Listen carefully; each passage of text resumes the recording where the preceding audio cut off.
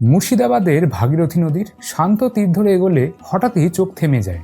সবুজে ঘেরা এক নির্জন প্রাঙ্গণ, খোশবাগ কবরস্থান। খোশবাগ শব্দের অর্থই হলো সুখের বাগান বা আনন্দ উদ্যান। এই বাগানটি নির্মাণ করেছিলেন বাংলার নবাব আলীবর্দী খাঁ। বাইরে থেকে সাধারণ একটা বাগান মনে হলেও এর ভেতরে লুকিয়ে আছে বাংলা ইতিহাসের এক বেদনাময় অধ্যায়। ভাগীরথীর ওপারেই অবস্থিত হিরাজিল প্রাসাদের কাছাকাছি এই সমাধিক্ষেত্রটি গড়ে তোলা হয়েছিল। একসময় এখানে পৌঁছানোর প্রধান উপায় ছিল নৌকায় নদীপথ। 1757 সালের পলাশী যুদ্ধের পর নিহত সিরাজউদ্দৌলার সমাধি এখানেই অবস্থিত। শুধু সিরাজ নয়, আলীবর্দী খাঁ সহ তার পরিবারের একাধিক সদস্যের কবরও এখানেই রয়েছে। লক্ষণীয় বিষয় হলো সিরাজউদ্দৌলার সমাধি অত্যন্ত সাধারণ, যা তার জীবনের আকস্মিক পতনের এক নিঃশব্দ প্রতীক।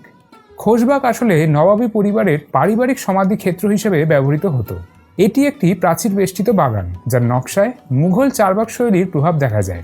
লোককথায় শোনা যায় সিরাজের স্ত্রী লুৎফুন্নিসা বেগম দীর্ঘদিন ধরে তার কবরে যত্ন নিতেন এবং সেখানে নাকি একটা বাগান করেছিলেন, যদিও এটা লোকমুখে প্রচলিত একটা কাহিনী।